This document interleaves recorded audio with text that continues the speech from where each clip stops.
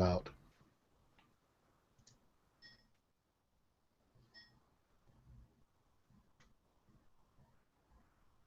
Hello and welcome to Geeks of the Round. I'm your host, Matt Moore, and we are here talking about Legends of Tomorrow, episode 1. No, I forgot what number we're on.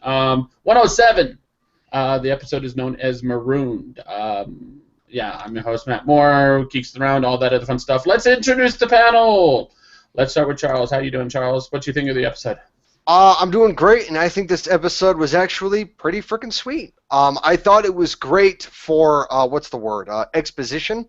It touched on some a little bit of backstory for each of the individual characters. I thought was pretty cool, and also we get to see time pirates for the first time, which I don't care what the fuck anybody else says. I think the whole idea of time pirates is pretty freaking cool. Time pirates are basically like the same type of gang that we saw in 2046. It's might as well be the same fucking people. They're pirates that travel through time, which is fucking stupid. All right, let's introduce Lou. How you doing, Lou? What did you think of the episode overall? Overall, the episode was okay, but the whole idea of time pirates was just stupid. Well, dude, for anything, whether it be time travel, interdimensional travel, there's always going to be a pirate that deals with that kind of crap. Always. Yeah, because, these fucking guys get a hold of a time ship, and they're going through time stealing shit. Oh, God, just a stupid timeline. That was just a dumb way to progress the story. That's what I'm going to say. Fucking well, you have to understand that for the most part, time pirates are why the Time Masters exist. Because you have people going around fucking with the timeline. That's why Time Masters exist. They're time cops, basically. God damn it. Please do not remind us of that god-awful Steven Seagal movie. Was it a Time Cop? Yeah, Time Cop. Was that a Steven Seagal movie? It was either Steven Seagal or it was Jean... you better watch your tone when you talk about Jean-Claude Van Damme. It was Van Damme, yes. It was Van Damme. All right, fine. All right, I confused the two because it's been years since I've seen any of their movies, and they're sort of merged together. But that was an interesting visual. But no, yeah, Time Cop was a horrible fucking movie. I can't stand that movie. It was so stupid. Okay. Yeah. That was randomly hateful. I mean, I thought the movie was okay, but the premise still exists. Is if you have people who have the ability to travel through time, which we obviously do, considering time travel exists in 2016, because Flash is fucking doing it, then you're going to have people who are going to go around and make sure that you're not abusing that thing. And I could actually see it being pretty funny if, like, Rip Hunter shows up on Flash, but it's an earlier version of Rip Hunter, and Rip Hunter goes, "Stop doing this. Like, you're not supposed to be doing this. Stop changing." Well, Barry doesn't do time travel that often, and he knows the consequences of his actions when he does do time travel. I mean, the whole time that he's done it, I think, is maybe 2 or 3 times, and that's it? Twice, I think. Twice? Okay. So, yeah, he doesn't do it that often, so the amount of times that he's done it so far, it is unlikely that the Time Masters would even care. I mean, if you were to do it more, then they'd probably start taking notice. I think it would just be funny if it happened. It for would. like a younger version of Rip Hunter going, "Stop that. Like, we're watching you." I had issue, though. Why didn't Rip have spacesuits for these guys? Or for even himself, if he did have a hull breach? Then how the fuck would he fix his ship? Gideon, redo the repairs! Well, the thing that this is sort of the only explanation that I have for that, and it's a piece of shit explanation and an extremely dumbass one, is that he wouldn't actually.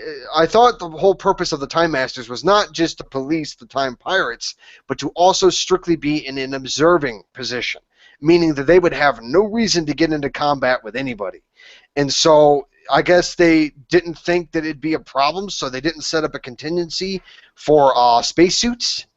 No, I don't think that could possibly be it. Only because of the fact that you can't say that they're space cops and they're observers therefore they should only have contingencies for servers. They're both things, so they should have contingencies for both. Okay. But I think it was just a case of, one, I don't suspect that they are in deep space like ever, or at least hardly ever. Normally they're just traveling between times and on Earth, so they're not in deep space generally, unless they're traveling to other planets, and we haven't seen them travel to other planets, just Earth. Yeah. Well, I don't So see them maybe going. it's not something that comes up because of that, because they don't go outside of Earth's atmosphere. Hmm. And then, I mean, dude, are you liking Rip? Because I'm not. To be No, honest, I have said in every single hangout, and I was planning on saying it again on this one.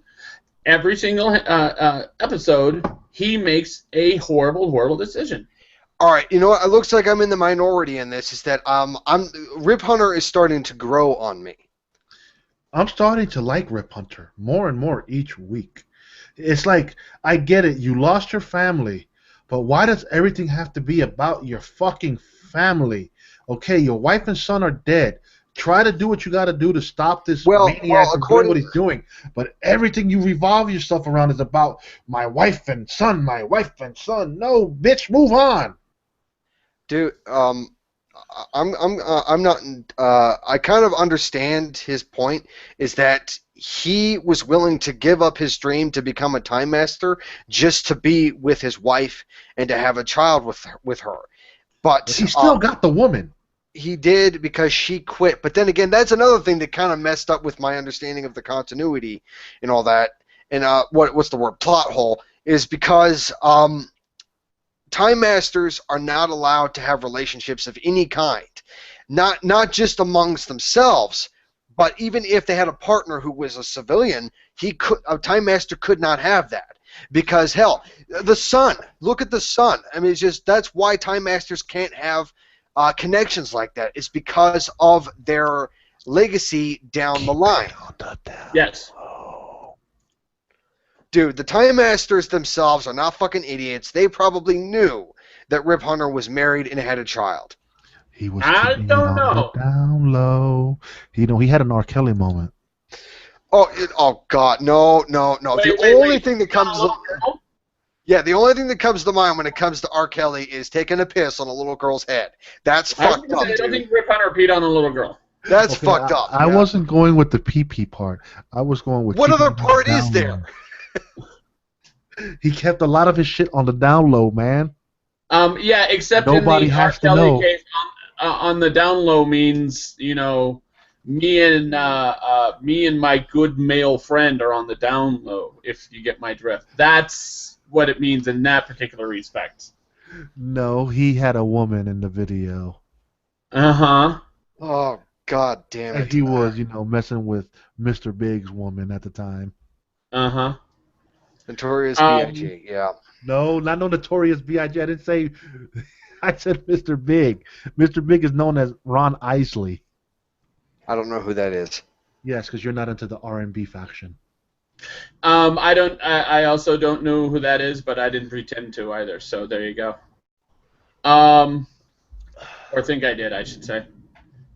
But in any case, yes, I'm thinking that he ended up not either one. He didn't get married until he became a legend within the Time Masters, because obviously he did become a legend within the Time Masters. People were like, "Oh, I've heard of you," People tell stories about you, and then maybe he didn't let them know until after they couldn't do anything about it, or he kept it hidden. And that's just it. Is if he kept it hidden for that exact reason. And if the Time Masters wanted to make sure that none of them had relationships, they did it for this exact reason. Because his kid got hurt, and now what's he doing? He's turning around and doing the exact opposite of what he was supposed to be. Yeah. Exact opposite of what they want. So that is why they didn't want the Time Masters to have relationships. It's because they can fuck shit up. And by God, can you explain to me, why is it that there's only one fucking crew member, the captain of the ship?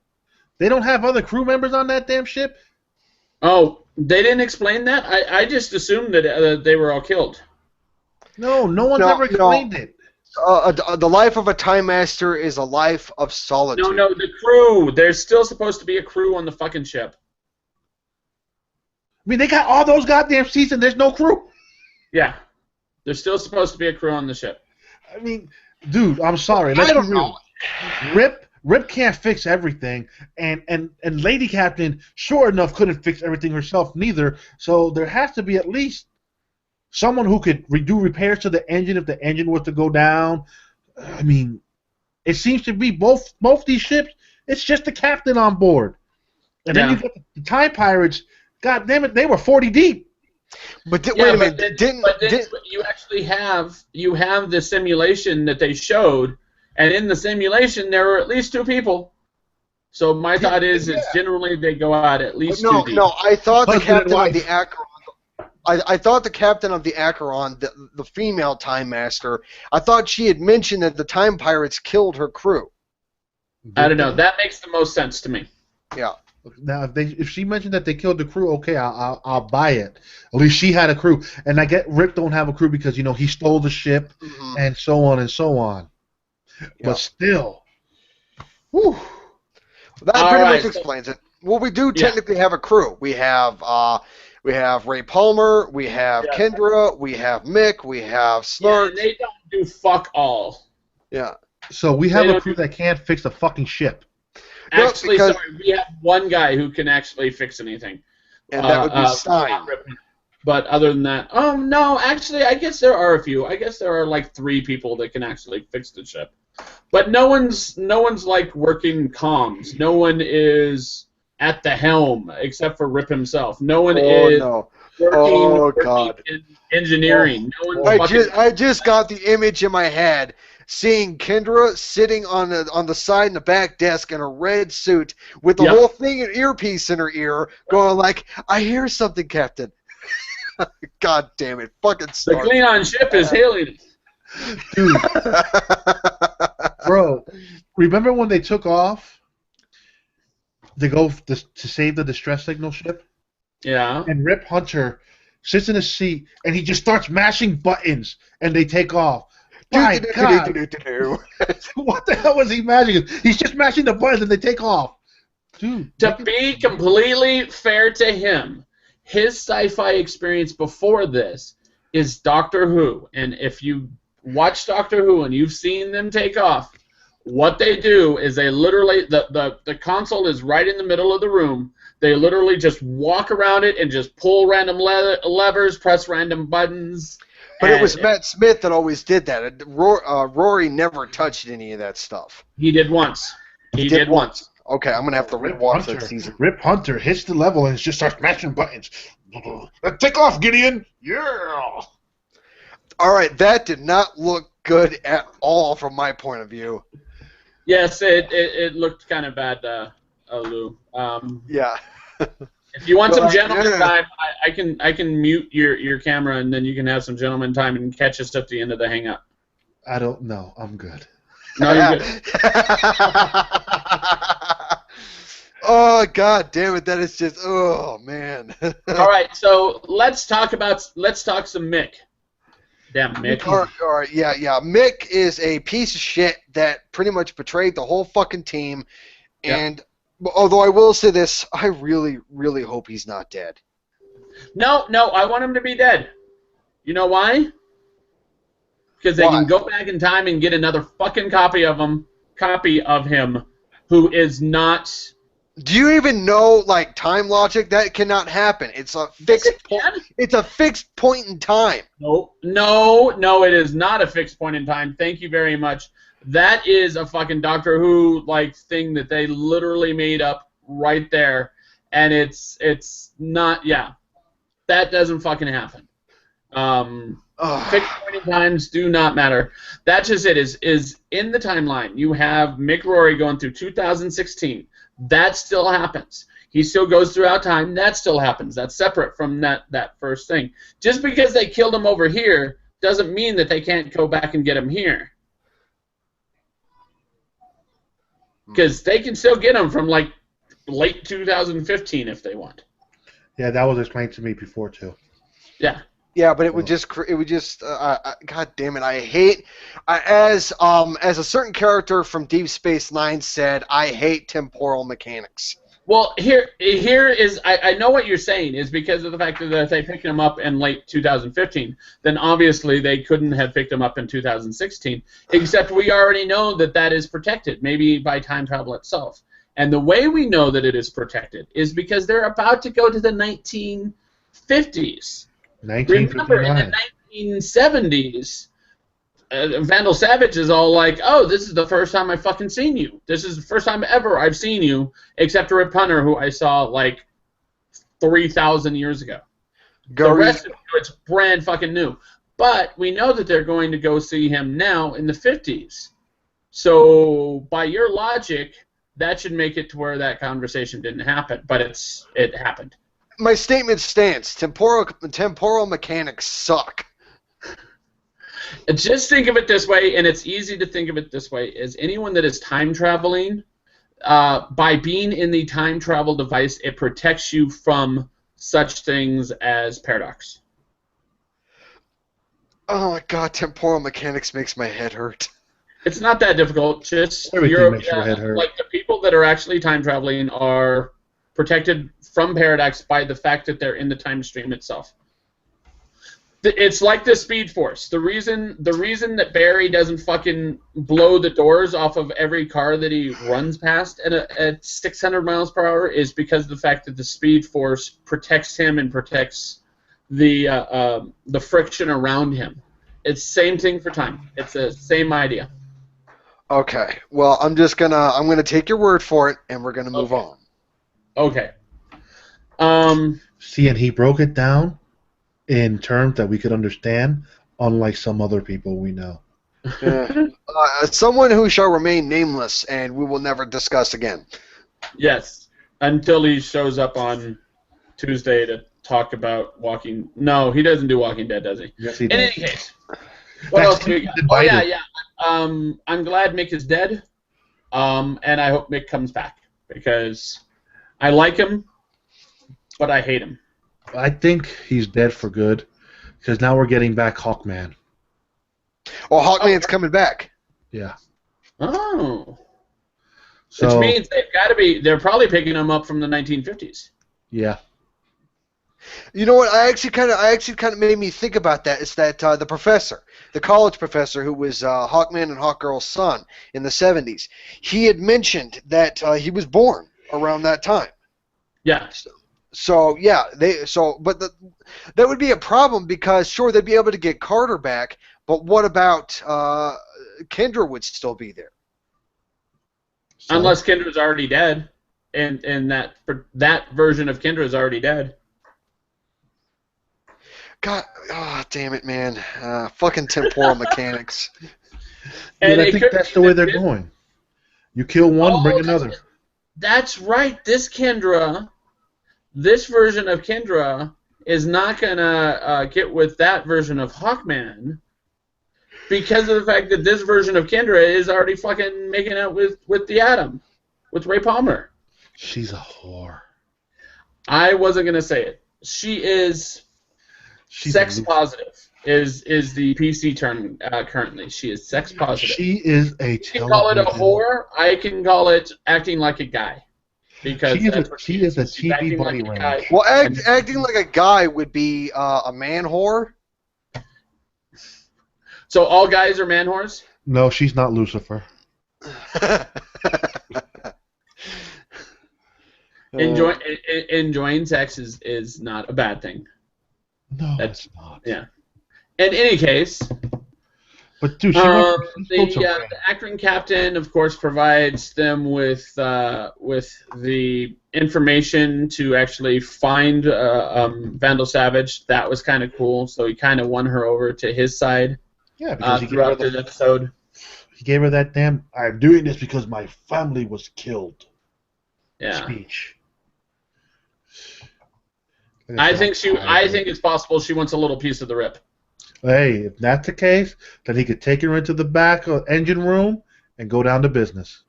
Who? Who wants a piece of the rip? The captain female from captain. the Acheron. Oh, her. Yeah, we're never going to see her again. You don't think so? Nope. Why do you say that? Because the whole purpose of her in this episode was to be a conflict against Rip, saying like, "Oh, you betrayed your oath," and that kind of thing. And then she was supposed to be there to witness, to find some sort of like enlightening moment where she realized that Rip's reasonings were actually understandable and acceptable, and then she would help him. The whole purpose of her there was to give Rip the information he needed to find Vandal Savage. But in all actuality, no reasoning that Rip could come up with would be justified in the eyes of the Time Masters. I have to agree with that. Not the Time Masters themselves, but, well, not the Council of the Time Masters, but some of his colleagues, like the Captain of the Acheron, if they were to be doing, and depending on who they are as a person, they could see his point of view. You could see his point of view, but if you have taken an oath, now she just broke her oath by giving him that piece of technology.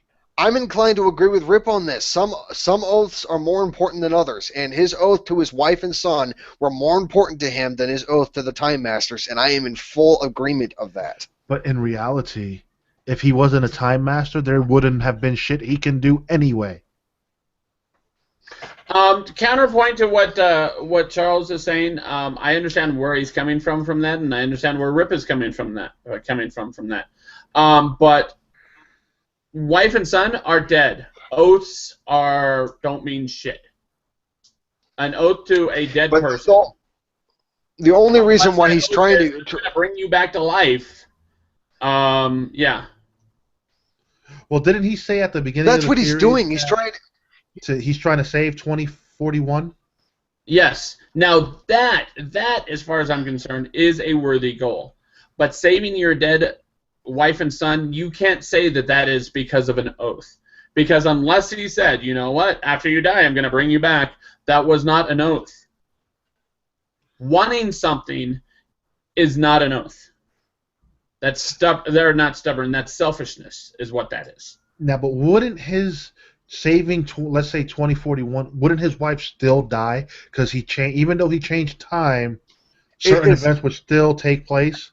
It's called course correction, and yes, if he succeeded in killing Vandal Savage before he took over the world, sure, his wife and his son might be able to live longer than they did when Vandal Savage was in power, but the universe would find some way to put events in motion that would lead to the deaths of his wife and son. So pretty much in any scenario, any and every scenario, his wife and son would die in some way.